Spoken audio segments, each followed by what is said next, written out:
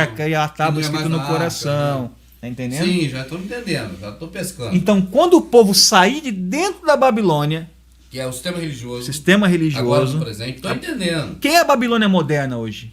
Roma. Sim. Roma é mãe de quem? Do cristianismo. O protestantismo é filha do cristianismo. Então, aceite ou não, a verdade é essa. Quando o povo sair... Isso é histórico. Isso é histórico.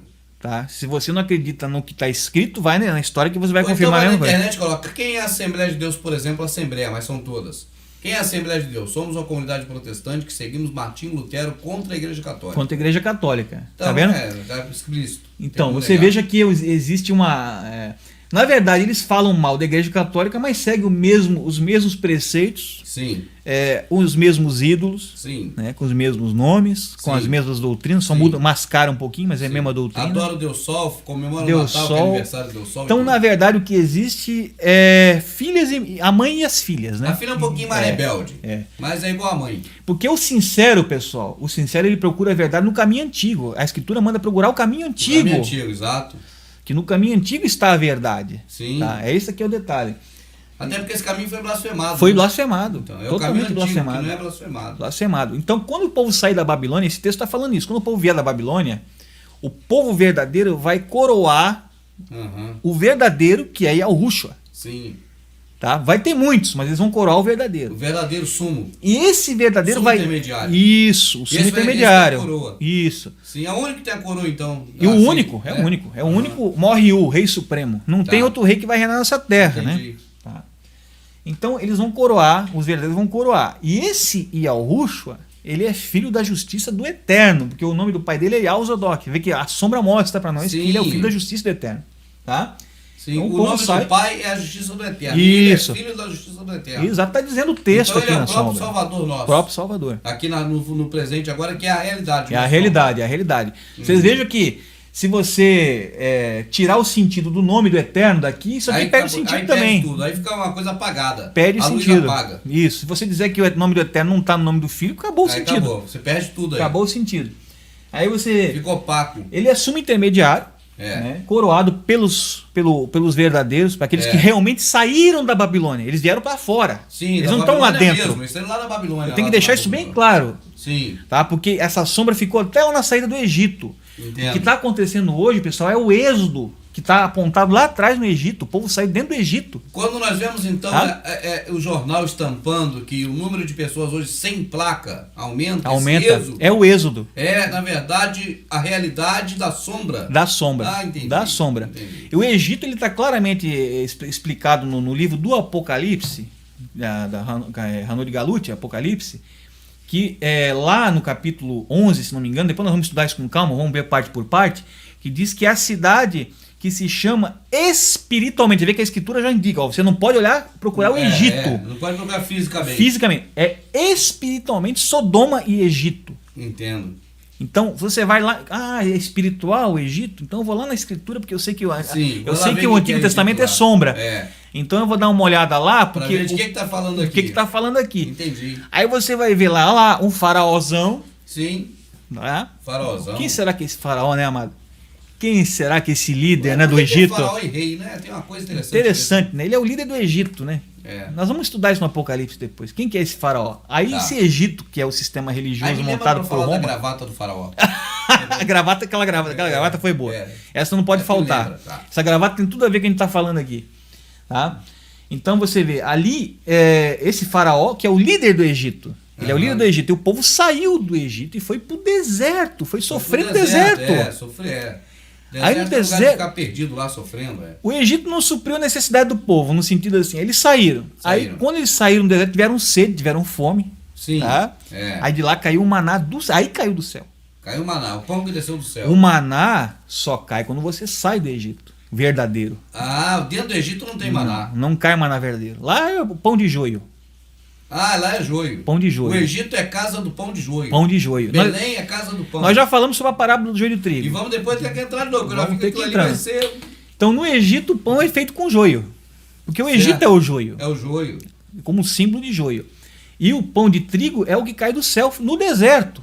Fora de lá. Você veja que é o contrário do que está acontecendo hoje, porque o deserto é um símbolo claro de um sofrimento, de uma Sim. tribulação, de um sofrimento. Sim. E hoje você não vê isso no sistema religioso. Você vê os caras muito bem, tranquilão, Quem comanda? cheio do Igual o faraó de dinheiro. lá. É. Né? Então é uma coisa assim, bem ao contrário do verdadeiro profeta. O profeta verdadeiro fala a verdade e é massacrado pela verdade. Massacrado. Você está entendendo? É massacrado pela verdade. E esse texto ele esclarece bem, porque você lê aqui, coloca na cabeça de Yahusha, filho de Al-Zodok, que é a justiça do Eterno, justiça de Al, sumo intermediário, e diz-lhe: Yahu, Tzaviliel Celestial, lhe faz saber o seguinte: tu representas os homens que há de vir, cujo nome é renovo. Brotará desse lugar e edificará o templo, vai nos edificar. Hoje o que está acontecendo é um grande êxodo da Babilônia. Ele Sim. está reedificando o verdadeiro templo dele, está construindo tijolo por tijolo, esse templo feito de carne aqui. Vamos dizer, célula por célula nosso caso. Hoje nós estamos abrindo os olhos para a verdade, realmente, porque ele está reedificando esse templo. Essa que é a grande realidade, a grande verdade de tudo. Sim. Tá trazendo o pão maná do céu, porque nós estamos no deserto agora, não saímos. O joio da padaria. Isso, exatamente. Não é pão feito de trigo, tá? Porque isso aí é mitraísmo puro. Sim. Tá? Ele está trazendo o pão do céu, o maná, que ele deixou lá atrás. Ele fez questão lá atrás de fazer o pão feito de pão cair do céu para mostrar que era espiritual. E o povo está querendo comer pão de padaria. Ele fala isso claramente, ele fala: o pão é a minha carne. É o carne. O que é isso, né? Este é o pão, ele bate, este é o pão. Do que nós temos que comer, então? Se tem que comer, como é? Vai arrancar um pedaço dele e comer? Não é mais literal, porque agora não é mais sombra. É espiritual, gente. espiritual. Ele fala: eu sou o caminho, eu sou a verdade, eu sou a vida. Nós temos que comer do caminho, da verdade e da vida. É. Verdadeira. O caminho é esse caminho que você está falando. Isso. Né? O caminho antigo. Vamos deglutir. Que Paulo mandava e pegava isso. o caminho. Paulo vivia agarrado nos rolos da Escritura. Ele mandou buscar de longe uma vez. Mandou buscar a verdade. Tá? Dali. Porque dali que ele tirava essas sombras todas que ele falava pro povo ali. Ele dizia que eu posso falar da carne, eu fui fariseu. Você vem me ensinar isso aí? Pra falar da isso carne. aí são tudo sombras das coisas futuras. Eu praticava com zelo aquilo ali, era tudo Fernando, sombra. Quando a gente lê sombras das coisas futuras na Bíblia, aí eu vou falar Bíblia na Escritura, isso passa assim como algo despercebido. A gente não dá muita atenção a isso. Não dá. E também no sistema religioso não fala muito assim sobre essa Não, questão. se eles falarem sobre sombra, eles vão destruir o sistema religioso. Mas porque... é muito importante, então, a questão da gente ver sempre a antiga aliança como sombra das coisas. Por que é importante, amado? Porque o próprio emissário, inclusive o próprio sistema religioso fala tanto dele, né? Shaul e tal. Paulo, que veio de Apolo, né? E tal. Ele mesmo colocou os escritos antigos como sombra.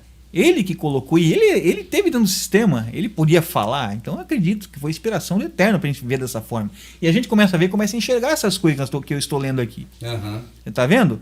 Se a gente continuar lendo o texto, nós vamos ver aqui, ó. Quer ver aqui, ó? Ele reedificará o templo do Eterno, de Yahu. Quer dizer, ele vai nos edificar, tá? Pertence-lhe o título real. Olha o que esse texto fala. Governará como rei e intermediário. Ele vai exercer as duas funções. Geralmente rei era separado em Al-Shuru. Você pode reparar. O sumo sacerdote cuidava do templo lá e o rei era rei. Nesse caso, eles coroaram o próprio. E por uma forma incrível, o Eterno fez com que esse sumo sacerdote coroado tivesse o mesmo nome que o Messias teve depois. E recebeu depois Yahushua. Tá? Você vê a questão que você falou do rei, né, que tinha intermediário separado. Quando Saul foi rei, Samuel era intermediário. Quando Davi foi rei, Natan era intermediário. Era sempre um separado. Não é a mesma pessoa. Inclusive, o texto faz questão de falar o seguinte ainda. Ó. Ele governará como rei intermediário numa perfeita harmonia entre as duas funções. Legal. Entendi. Quer dizer, ele é feito para ser rei e ser sumo sacerdote. Ou seja, intermediário. tudo aquilo que Samuel foi de grandioso, seria como se Saul também fosse. Isso, exatamente. Entendi. Exatamente. Você veja que aqui, o que apareceu aqui, amado? Apareceu uma profecia Pro futuro? Pro futuro, já falando daquele que iria reedificar o templo na nova aliança, no novo concerto. Deu o nome dele, o nome de Yahushua, Josué no caso. Ele falou que quem iria reedificar o templo, deu o nome dele, falou que ele ia ser a justiça do próprio Eterno praticando, que era o nome do pai dele. Então que era nessa sombra é uma profecia. Uma profecia oculta. Agora com a ficha. É uma profecia oculta. Oculta porque foi oculto, porque o nome foi oculto. Porque o nome foi oculto. Mas agora qual é a função? Se o nome ficar com o significado dele original, a profecia aparece. Isso. Se você for no hebraico, você vai ver lá o tetagrama. Eles falam que é Yehoshua, tá? O tetagrama com Shua atrás, nesse nome aqui. Entendo. Tá entendendo? Que falam que é Yehoshua. Nós vamos chegar a isso no nome depois. Vamos ver se o nome de Mas o nome é Yahushua. Porque todos os outros nomes carregam esse nome. Tá entendendo? Uhum. Então você vê uma profecia oculta. A profecia está escondida aí no significado Escondido. do nome. Então, voltando no Egito lá, se você vai para o Egito, você vê que quem foi lá tirar o povo do Egito foi Moisés. Ele chegou lá, Yehoshua. Chegou lá, libertou o povo caminhou para o deserto. Passaram tudo aquilo no deserto. Né? Tava falando que caiu maná. Né? Caiu no deserto, não caiu dentro do Egito. É bom lembrar sempre isso. Bom você lembrar disso. Sabe? No Egito não recebe maná. No Egito não recebe. Lá você come o maná do Egito. Tu come lixo. Come do Egito, entendeu? Hoje quem está no sistema religioso está comendo lixo. É isso? Exatamente. E eu te digo mais. Aquele povo quis voltar para o Egito depois, começaram a reclamar. O povo adora lixo. Eles não quiseram voltar para o Egito? Vamos voltar para o Egito, porque lá a gente tinha tudo. Isso aqui, estamos aqui nesse deserto passando fome. O que isso representa? O povo gosta do paganismo, gosta de ver misturado com coisa errada. Não, eu não quero saber dessa verdade, porque eu gosto do templo, eu tenho a vida toda no templo, lá nas atividades da igreja. Isso. Eu prefiro ficar na igreja. Se eu sair da igreja, o que eu vou fazer na minha vida? É esse povo do Egito. Esse povo do Egito, e eles gostam daquilo. Você veja que aquele povo lá atrás, eles quiseram voltar ainda para aquele erro. Quiseram voltar para trás, andar para trás. Eu sei, retroagir. Tem uma sombra bonita disso aí também na questão da destruição do Sodoma e Gomorra, quando vira o pilar de sal, a mulher de Ló. A mulher do Ló olhou para trás. Isso, olhou para trás. Então, aquilo lá tem que ser abandonado. O povo só pensa na barriga, encher a barriga. Aí quando sentir a fome na barriga, já quiseram voltar para trás na hora. Sim. Se preocupa só com o próprio ventre. Sim. Né? Então aqui isso mostra bastante isso, essa questão do Egito. Agora tem uma coisa interessante nessa sombra do Egito. Porque quando a questão de quando eles foram avançando no deserto, porque antes de acontecer essa questão do maná, você vê que. Não, foi depois, perdão. Que eles foram atravessar o Mar Vermelho ali, né? Mar Vermelho. Mar Vermelho. E porque havia. O Criador endureceu o coração de Faraó, vê que é o Criador que faz tudo, né? É soberano, né? Acaso não parte dele o bem e o mal? Ele fala bem. Isso. Então você veja, ele endureceu o coração de Faraó e Faraó foi atrás daquele povo de novo. Então ali representa o quê? Nós temos ali a perseguição do Faraó, de Faraó, quanto o povo de Yal-Shoru, aqueles que aceitam o Messias, como diz a Escritura, que hoje é Yal-Shoru, que antes era quem praticava a lei de Moisés. Hoje é quem aceita o Messias, como diz a Escritura, e pratica a lei do Eterno, que é amar o próximo. Amar ele e amar o próximo. Né? Mais ou menos assim. Então, esse é o Yal-Shorulita. Se você trouxer para hoje, é isso. Esse faraó é interessante, né? A gente estava falando aqui que o Egito hoje, a cidade se chama... Nós vamos chegar no Apocalipse, que a gente já sabe que vamos falar um pouco de Roma aqui. E esse líder desse poder, que no caso aqui eu estou falando do poder romano, persegue esse povo. Tá interessante, tá mais ou menos pegando... Eu vou jogar esse gancho hoje, para depois nós vamos falar disso. Tá? Então o faraó vem atrás. Desse povo. Atrás do povo. Eles chegam na frente do Mar Vermelho, águas, né? A água tem que abrir, uma barreira. Não vão passar. Aí o povo tá ali, tudo ali preocupado e tal. Vem o pilar de fogo lá do Eterno, protege o povo. Tem a coluna de fogo. Representando o próprio Eterno, a proteção do próprio Eterno. Sim. Aí abre o mar. O que aquele mar abrindo representa, será, né? Aquilo ali representa o arrebatamento do povo, o final, quando chegar o final. A perseguição, vem a perseguição, depois nós vamos passar.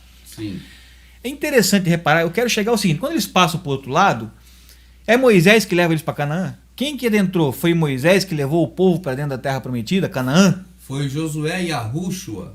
Josué blasfemado. Josué e Yahushua, então ele que foi o que pegou e passou o povo, porque Moisés não passou nem o Jordão.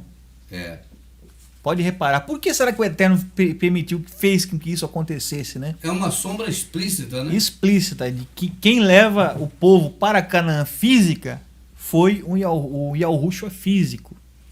Tá? Inclusive o nome dele foi mudado para que ficasse com o mesmo nome do Messias que iria de vir. Né? O nome dele era Oshua, né? E passou a ser Yahushua.